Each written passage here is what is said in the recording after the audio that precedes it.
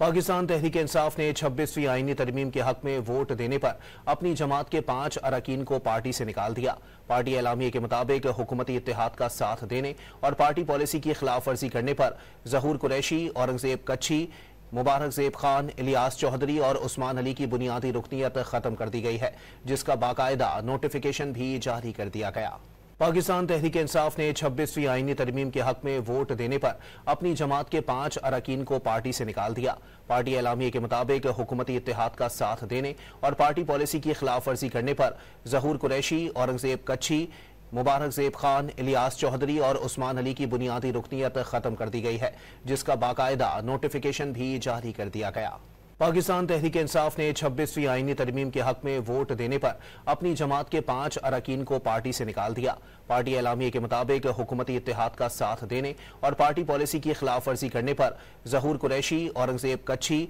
मुबारक ज़ेब खान, इलियास चौधरी और उस्मान अली की बुनियादी रुकनीत खत्म कर दी गई है, जिसका बाकायदा नोटिफिकेशन भी जारी कर दिया गया।